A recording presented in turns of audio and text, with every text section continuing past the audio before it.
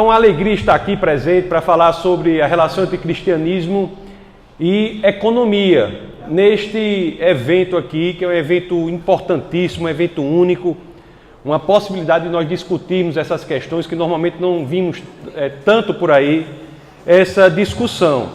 E eu vou tecer aqui algumas linhas, alguns comentários sobre como o cristianismo influencia a economia, os princípios, os valores que são caros para a economia. E uma primeira coisa que eu digo é o seguinte: quando falamos de economia, a outra parte, a contraparte mais de índole social da economia é o trabalho.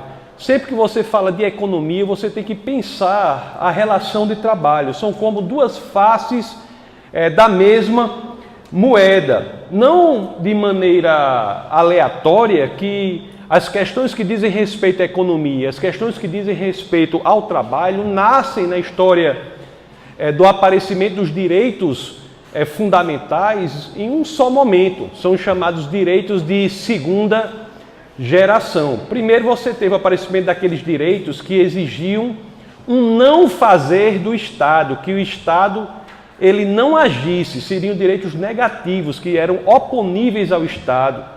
E depois aparecem aqueles direitos que vão pedir uma ação do Estado. Daí nós temos os direitos econômicos e os direitos de índole laboral, de índole trabalhista. Então a segunda geração, alguns dizem dimensão, para não falar geração, para não dar essa ideia de sobreposição, porque os direitos não se sobrepõem, né? Eles aparecem cronologicamente em uma ordem, mas todos eles são mantidos. Então esses direitos de segunda dimensão são esses direitos de ordem econômica, esses direitos de ordem trabalhistas. Falar de economia é falar de trabalho. E vamos ver como o que o cristianismo tem a dizer sobre isso.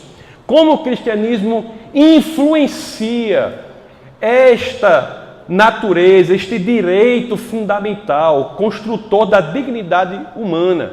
São direitos fundamentais, porque a história intelectual ela chegou à conclusão de que existe um patamar mínimo civilizatório, abaixo do qual o homem perde a sua dignidade. Então, o homem deve viver a vida acima desse patamar mínimo civilizatório. Abaixo desse patamar mínimo civilizatório, o homem perde a dignidade e se confunde com a coisa. Há um processo de coisificação do homem, ou se você prefere o latim, né? Que em latim coisa é res, é por isso que tem essa palavra em português. Um processo de resificação do homem.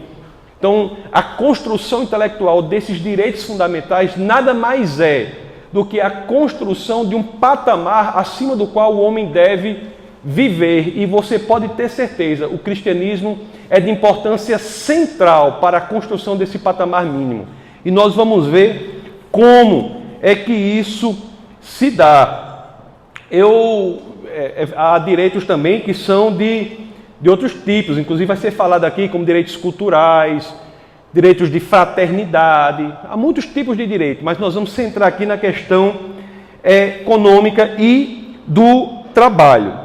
Para nós começarmos a pensar como o cristianismo e a economia se correlacionam, eu acho que uma boa maneira de começar é a gente pensar, imaginar como era a realidade econômica, a realidade do trabalho, no momento em que aquele que é o centro, a razão de ser de tudo que fazemos aqui, que é Jesus de Nazaré, viveu. Como era a realidade quando Jesus nasceu? Como era a realidade em que Jesus viveu? É um ponto de início, eu acho que interessante, para que nós possamos pensar como o cristianismo influencia o trabalho e a economia. O que imediatamente sabemos o que é?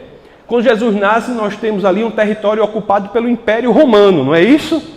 E qual seria a visão do trabalho proveniente do Império Romano? É interessante que a visão, no que diz respeito à questão economia e trabalho, no Império Romano, não era muito diferente do que acontecia na Grécia. Então, o mundo greco-romano tinha uma visão específica de trabalho e de economia contra a qual o cristianismo se insurge. O cristianismo já nasce contra a cultura, já nasce como um elemento de melhoramento da cultura, de elevação da natureza humana, de elevação da forma humana, da dignidade humana. Nós sabemos que no mundo greco-romano, o trabalho tido como trabalho manual, o trabalho físico, o trabalho de alguém que constrói algo, o trabalho de alguém que vende algo, o trabalho normal, que entendemos como trabalho efetivamente, era extremamente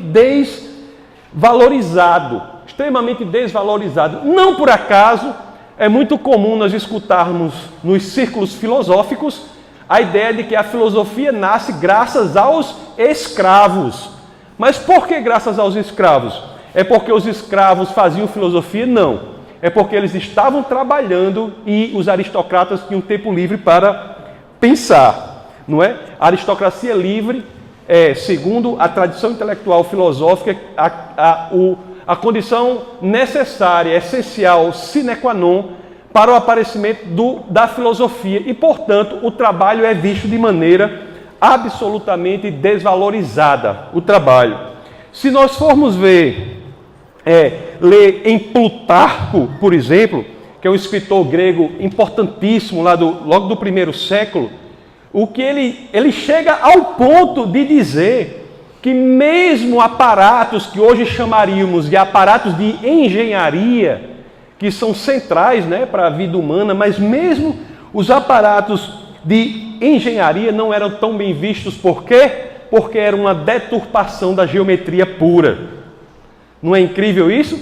Fala-se até que o grande matemático Arquimedes, que com certeza vocês já ouviram falar sobre ele, Arquimedes de Siracusa, um grande intelectual, um grande matemático, diz até que ele se corava de vergonha por ter que fazer aparatos empíricos reais para provar algumas das suas teses geométricas. É como se a importância estivesse unicamente no pensamento, na reflexão, na filosofia. E todo trabalho que não fosse condizente com isso fosse menosprezado, desvalorizado. Para que você tenha uma ideia, eu acho que não existe, eu não conheço nenhuma das obras de Sêneca, que é um escritor que talvez, se não maior, com certeza um dos maiores escritores do Império Romano. Eu não conheço nenhuma escritura, nenhuma obra de Sêneca que faça menção honrosa ao trabalho do homem livre. Você tem um maior intelectual do Império Romano falando da expressão do trabalho não de forma honrosa. Isso é altamente significativo. Uma coisa é certa, meus queridos, vocês hão de concordar comigo. Jesus de Nazaré, a razão de ser de tudo o que fazemos, aquele que dá sentido à nossa existência e à nossa vida, ele nasce em uma cultura anti-trabalho manual, numa cultura de desvalorização da mão de obra, na cultura de desvalorização do esforço laboral, em uma cultura em que trabalhar encontrava sinonímia com a atividade do escravo. Trabalhar era coisa de escravos. Não por acaso, vocês sabem que 80% da população de Atenas era feita de escravos. 80% da população de Atenas era feita de escravos. Mais da metade da de Roma feita de escravos. É verdade que a escravidão exercia trabalho, mas havia também escravos em outras funções mais intelectuais. Eu me lembro, há muitos anos, tinha um professor, meu professor de gregos era Valdson Pinheiro. Eu não sei se... Lá, eu sou do Rio Grande do Norte. Valdson Pinheiro, ele foi até... exerceu uma função política. Vocês são de lá também, né? Então, Valdson Pinheiro era um intelectual lá e ele dizia uma coisa incrível. E eu no momento eu achava meio sem graça assim, mas depois eu comecei a achar engraçado. Porque ele dizia assim, ele dizia que Júlio César, ao morrer, ele não havia dito até tu, Brutus, em latim, havia dito em grego. Não havia... Júlio César morrer não havia dito et tu, Brute, filimi, em latim, que é a língua natural dele. Havia dito em grego. Aí ele morria de rir com esse negócio, eu ficava sem entender. Aí depois eu fiquei sabendo o que é que ele queria dizer. Isso é um caso único na história da humanidade, em que você tem alguém cuja língua mãe é o latim, no momento importantíssimo ali da vida dele, que ele estava sendo apunhalado, a língua natural dele não é a língua latina, mas é o grego, que ele havia aprendido com os escravos. Então nós temos também, na realidade da escravidão grega, pessoas que exerciam trabalhos intelectuais, como aqueles que ensinaram algumas pessoas da elite romana. Aliás, o nome pedagogo vem exatamente de uma vertente de escravidão. Eram os escravos que levavam as pessoas pelo caminho. Então, entendendo isso, para que nós não sejamos ignorantes quanto a esse fato de que há sim na escravidão grega elementos de intelectualidade, mas todo o trabalho manual era feito pelos escravos também. Todo o trabalho manual era feito pelos escravos, embora algum trabalho intelectual também fosse feito por eles. E Cristo nasce numa cultura assim, de desvalorização do trabalho manual, uma supervalorização do pensamento unicamente. Se você trabalhasse, não era coisa para você fazer, era coisa de escravo. E o cristianismo nasce ali, assim, e da forma que ele nasceu, ele é até hoje, né? Como um mecanismo de influenciar o mundo e não ser influenciado por ele. Uma coisa que pouca gente pensa, mas se nós analisarmos o elemento histórico em que Jesus de Nazaré nasce, só uma coisa já é revolucionária: a profissão que ele exerce. Imagine você nascer numa cultura como essa, e aquele que é o centro do cristianismo vai exercer a profissão de carpinteiro, não é?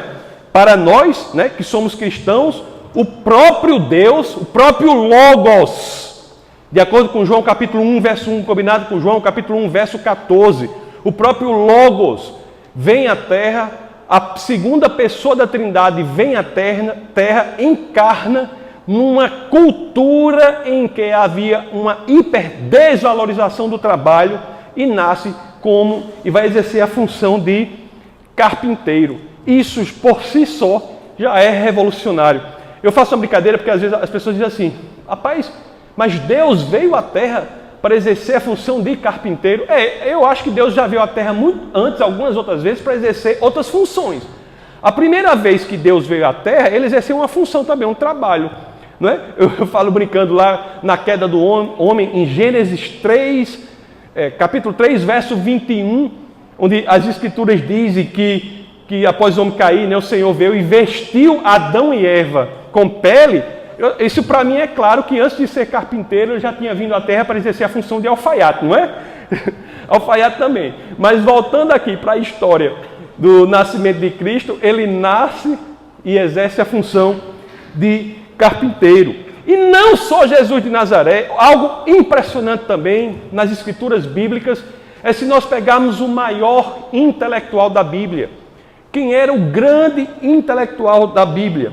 Um filósofo altamente treinado. Falo de quem? Do apóstolo Paulo. Um filósofo altamente treinado. Era um homem preparado, não é? Um homem extremamente preparado que segundo o livro de Atos, capítulo 22, verso 3, aprendeu aos pés de quem? Do rabino Gamaliel, não é? Que era neto de Hilel, que foi o fundador de uma das maiores escolas judaicas.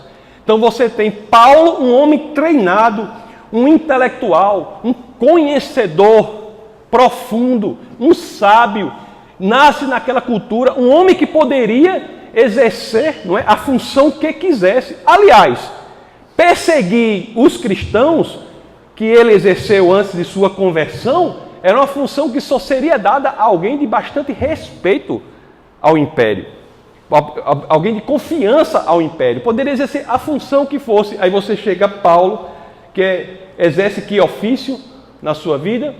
Construtor de tendas. É impressionante.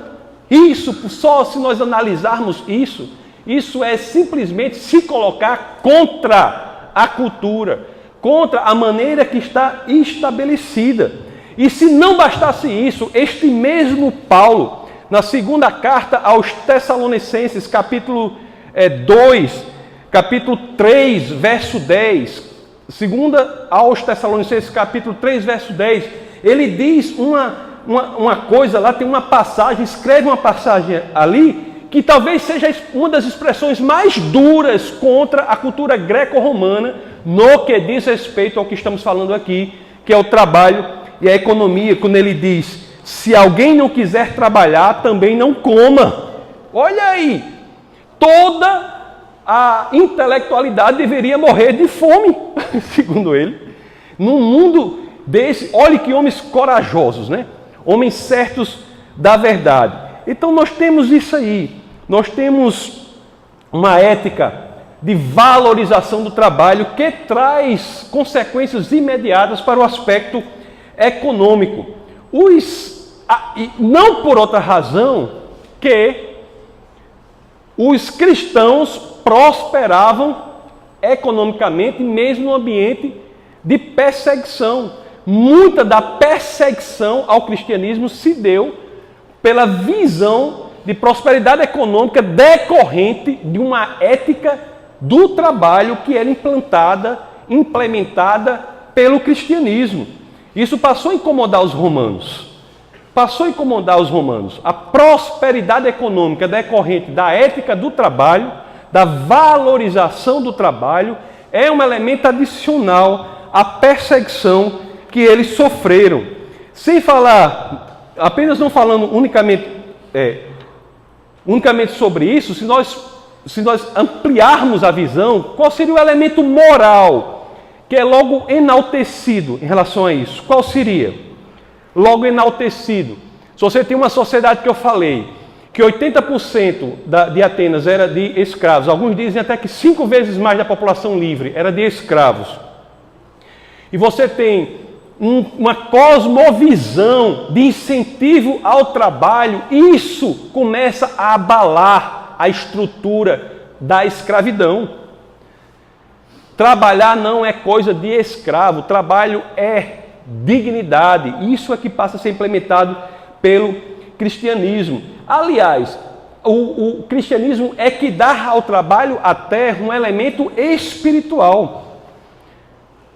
O trabalho passa não apenas a ser algo que não é unicamente do escravo, mas também passa a ser visto como um remédio importantíssimo contra a preguiça, contra o pecado da preguiça. Você vê aqui uma passagem de São Basílio de Cesareia, já no século IV, que já havia tido o tempo de ter sofrido influência importante do cristianismo. Ele disse, abre aspas, ociosidade é um grande mal, o trabalho nos preserva dos maus pensamentos. Não tinha jeito, meus queridos, o cristianismo havia de modificar a visão, ao modo de pensar greco-romano.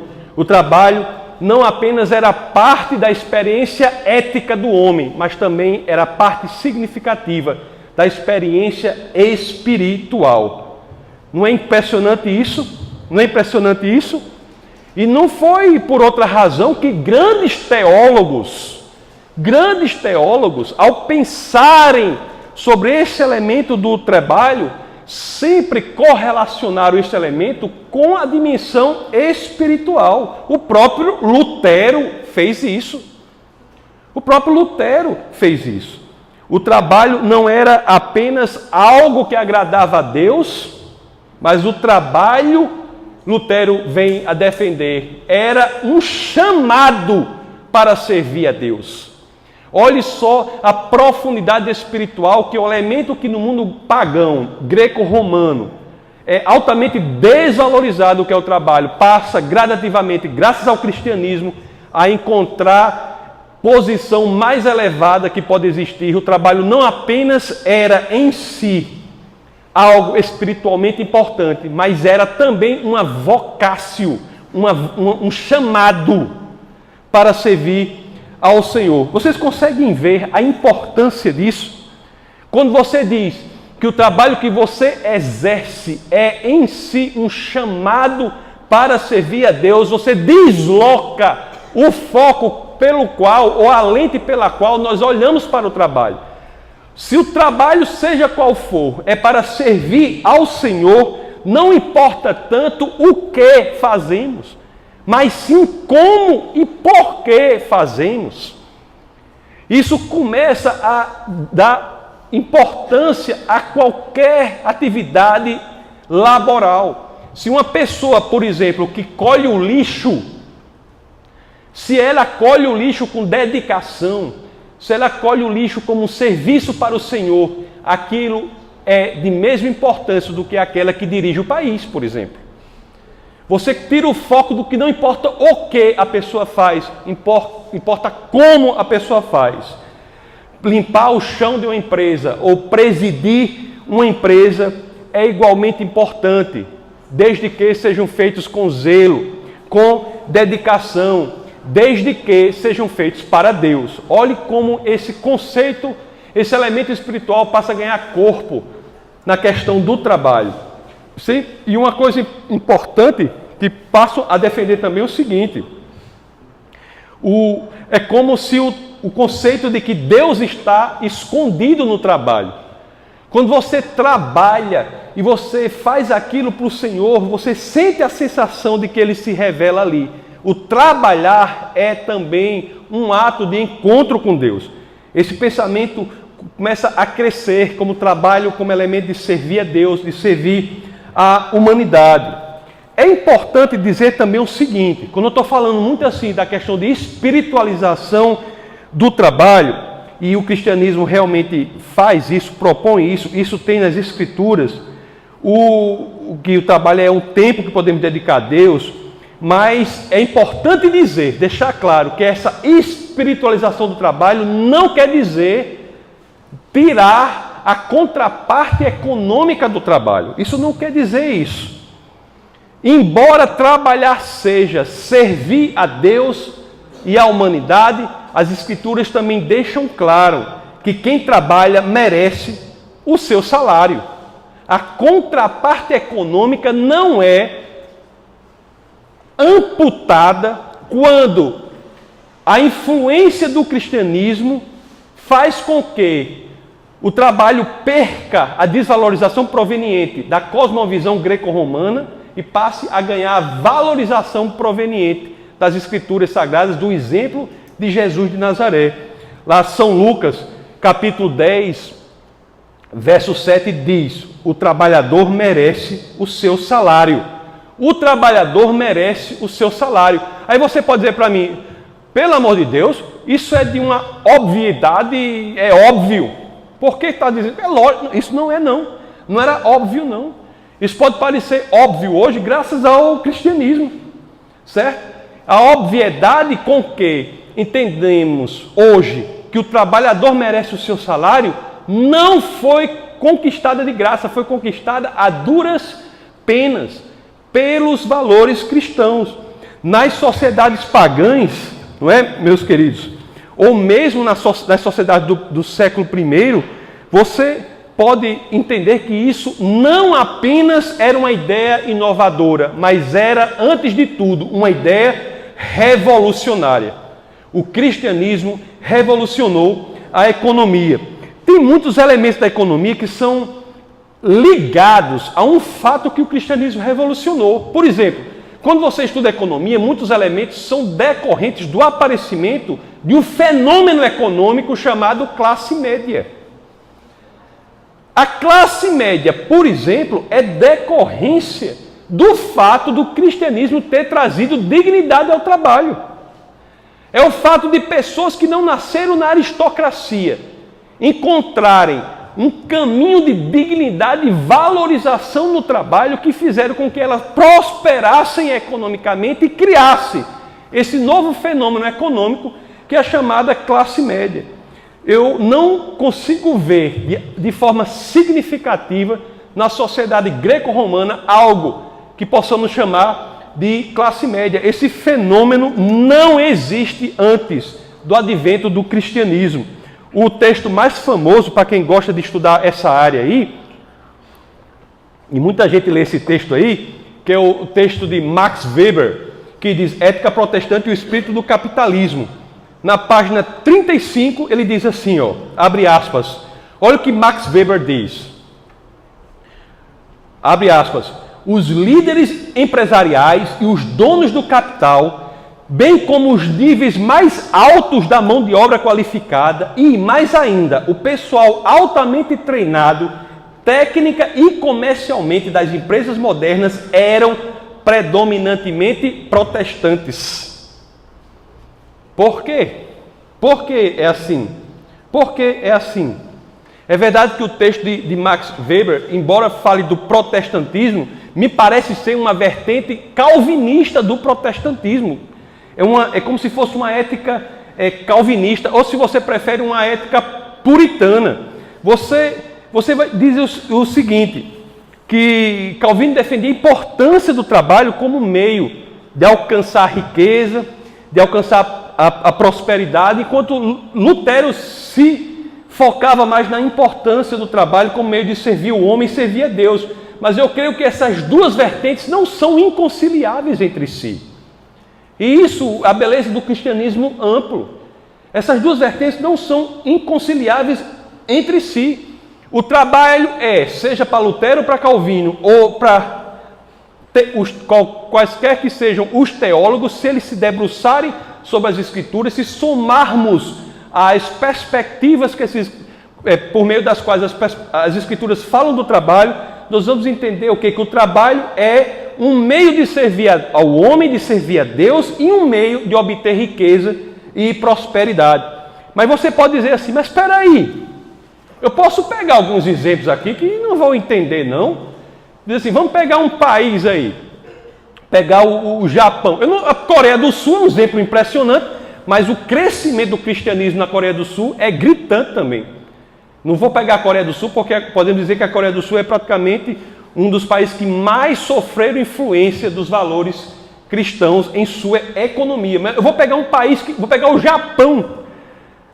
No Japão não há influência cristã relevante, você pode dizer assim. Como é que você explica, né? Que existe valor de trabalho duro, existe valores de prosperidade econômica, prosperidade financeira. Como é que você explica isso aí? Se você for estudar a história do Japão, você encontrará também, no que diz respeito a isso, vinculações com valores provenientes do cristianismo. A grande transformação do Japão se dá entre 1868 e 1900 com a chamada Era Meiji. Era Meiji. E o centro desta revolução que se dá no Japão, se dá por quê? Pela assunção de valores econômicos e valores do trabalho provenientes do Ocidente. O Japão se ocidentaliza no que diz respeito à economia, no que diz respeito aos valores do trabalho. Traz para si uma ética laboral, uma ética do capital, uma ética do trabalho. E o que é que nós temos para aí?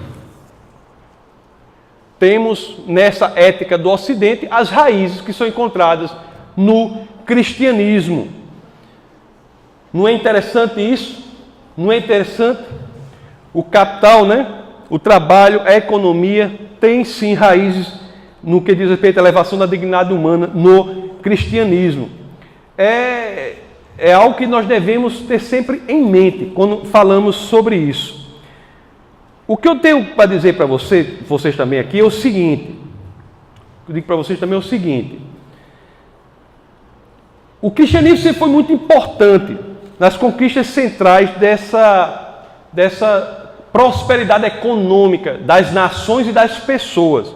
Mas também foi por outros motivos ou outros valores que o cristianismo defendeu que influenciaram positivamente a economia.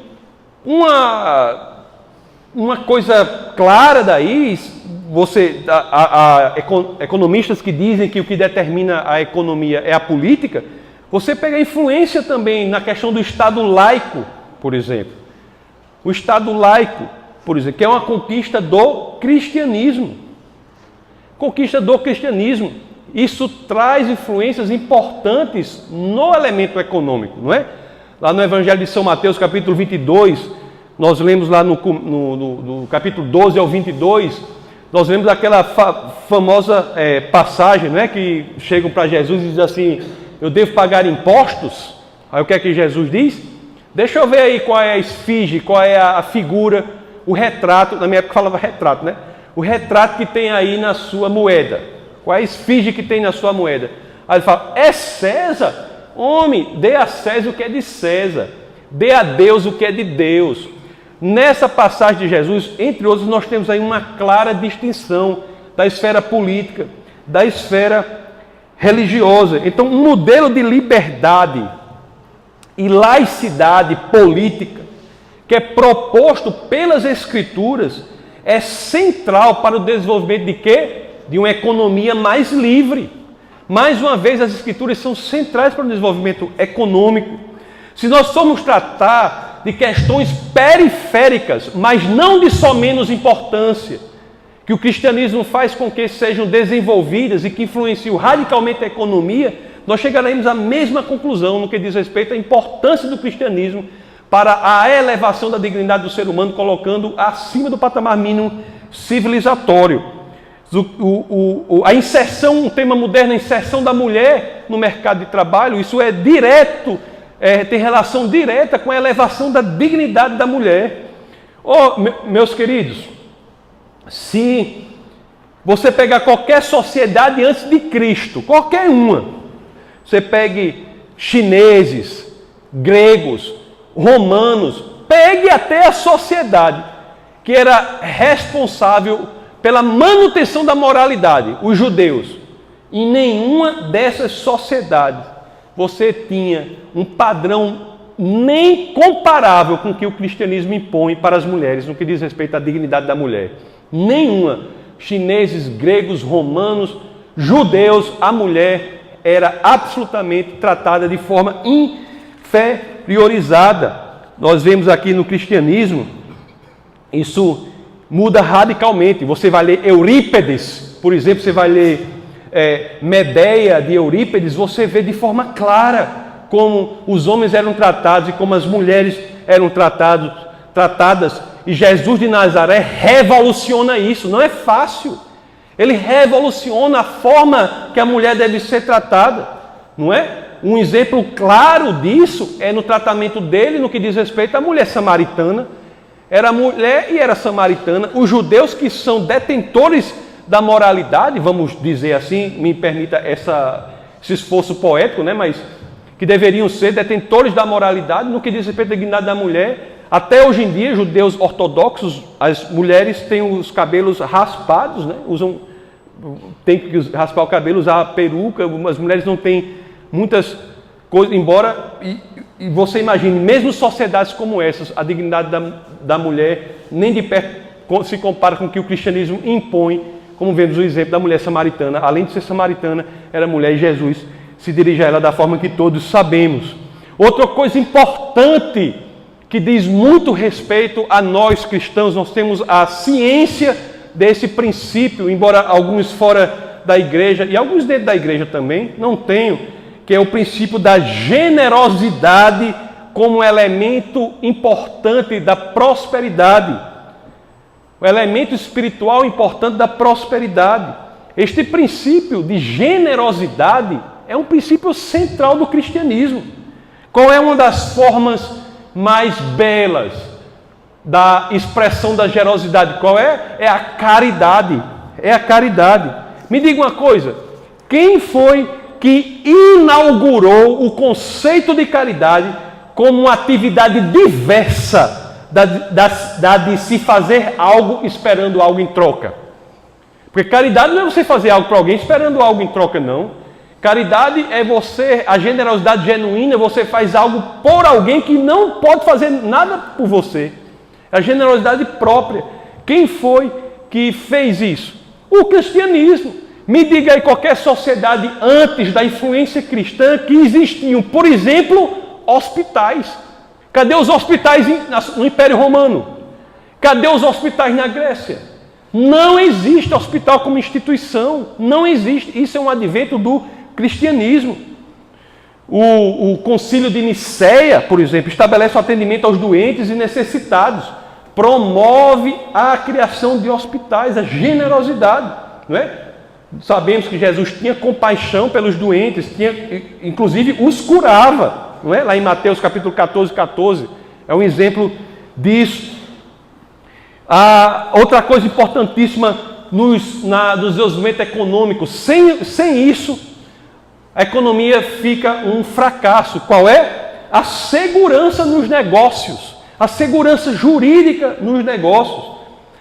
Você dizer que você faz negócio com uma pessoa, todos estão submetidos à mesma lei, deve se submeter à mesma lei. Esse é o pano de fundo necessário para que a economia se desenvolva. Como é que você vai fazer uma negociação com alguém se você não tem a ciência de que a mesma lei que se aplica a você deve se aplicar à pessoa?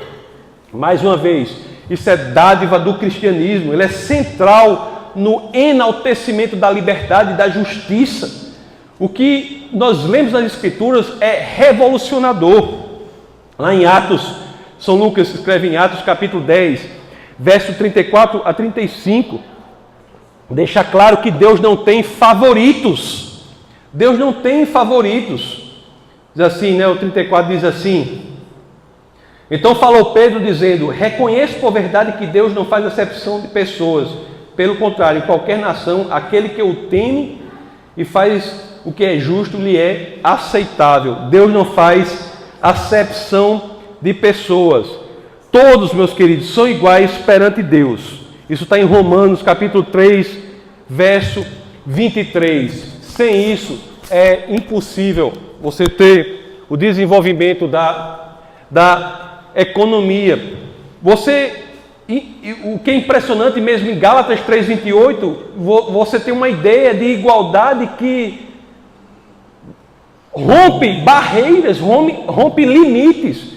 Quando ele diz que essa igualdade não importa o gênero, não importa a nação. Vocês têm noção do quão revolucionário é dizer isso? Lá em Gálatas 3:28 diz assim, abre aspas: dessarte não pode haver judeu nem grego, nem escravo nem liberto, nem homem nem mulher, porque todos vós sois um em Cristo Jesus. A mesma coisa no combate à escravidão, que não só é feito quando o cristianismo enaltece o trabalho para o homem livre, mas há um combate direto à escravidão. O tráfico de escravos é sim condenado na Bíblia. Nós temos em Êxodo 21:16, 1 Timóteo 1:10, inclusive no Antigo Testamento é até punido com a morte, não é? Você tem todos esses elementos. Enfim, para que eu possa seguir o poder dessa placa que me diz os minutos que eu tenho, não é? Essa placa aí é para valer, viu? Eu vou chegando aqui à conclusão, viu?